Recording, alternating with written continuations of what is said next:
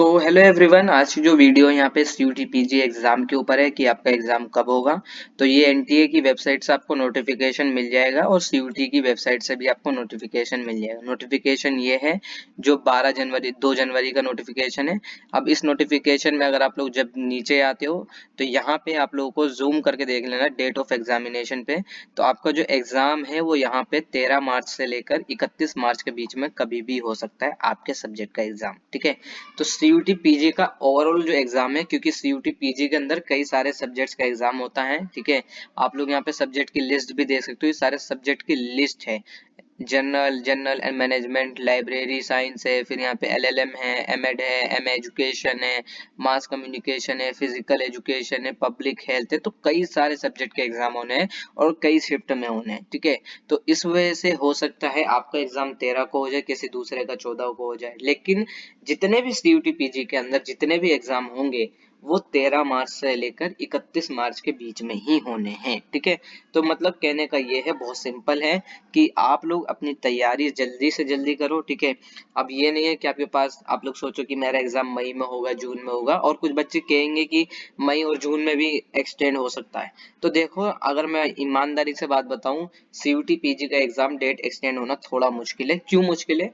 ये एग्जाम जो है सीयूटी का कौन कंडक्ट करवाता है? एनटीए। ठीक है, जब सीयूटी यूजी का एग्जाम कंडक्ट होता है आपका मई के अंदर। ठीक है, फिर कई सब्जेक्ट के एग्जाम किसे करवाना होता है कंडक्ट? एनटीए को। तो एनटीए के पास ज्यादा टाइम नहीं होता है, गवर्नमेंट के एग्जाम भी करवाने होते हैं, गवर्नमेंट सर्विसेज के। फिर यहाँ पे सीयूटी का करवाना होता है, यूजी और पीजी दोनों का करवाना होता है, नीट का एग्जाम करवाना होता है, नीट यूजी और पीजी। ठीक है, तो और सीयूटी का एग्जाम जल्दी इसलिए करवा दिया जाएगा आपका, जैसे ताकि ये यहाँ से आपका हो जाए। क्योंकि जून में इसलिए नहीं करवा सकते, मई में इसलिए नहीं करवा सकते, क्योंकि कई बच्चों के एग्जाम जो है यूनिवर्सिटी के अंदर मई में होते हैं। यूनिवर्सिटी का जो सेमेस्टर एग्जाम होता है ना, लास्ट सेमेस्टर का एग्जाम, वो मई में होता है, लेकिन किसी किसी में जून में भी होता है। तो मई और जून में करवाएंगे तो उनके एग्जाम क्लैश हो गए। ये ऐसा 2022 में हुआ था। 2022 में कई बच्चों के स्टूडेंट्स के एग्जाम जो है यूनिवर्सिटी के एग्जाम के साथ क्लैश हुए थे। तो इस वजह से ये मार्च में एग्जाम हो जाते हैं। ठीक है, मार्च में कई यूनिवर्सिटी में एग्जाम नहीं होते, कुछ नहीं होता उस टाइम पे। ठीक है, तो इस वजह से मार्च में एग्जाम कंडक्ट करवा लेते हैं। जैसे यहाँ पे इन्होंने बोल दिया 13 से 31 मार्च तक आपका एग्जाम हो जाएगा और इसके बाद आपका अप्रैल में रिजल्ट आ जाएगा। फिर यूनिवर्सिटी क्या करेगी? मई में अपने फॉर्म रिलीज करना स्टार्ट कर देंगी।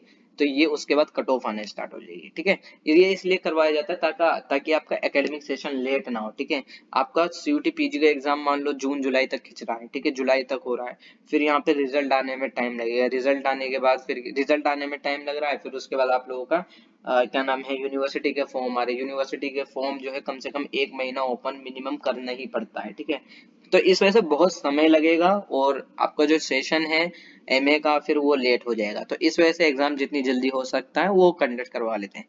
तो ये 13 मार्च से 31 मार्च के बीच में आपका एग्जाम होना है। तैयारी इसी हिसाब से करना। बाकी अगर डेट में कोई चेंजेस होगी तो मैं आप लोगों को इन्फॉर्म कर दूंगा। व्हाट्सएप चैनल आप लोग ज्वाइन कर सकते हो सीयूटी पीजी का, वहां पे आपको सारी अपडेट मिलती रहती है। बाकी सीयूटी पीजी का आप लोग फॉर्म फिल कर लो। फॉर्म फिलिंग की वीडियो मैंने ऑलरेडी बना रखी है। बाकी अगर आप लोग की कोई क्वेरी है तो आप मुझे इंस्टा पे और व्हाट्सएप मैसेज कर सकते हो।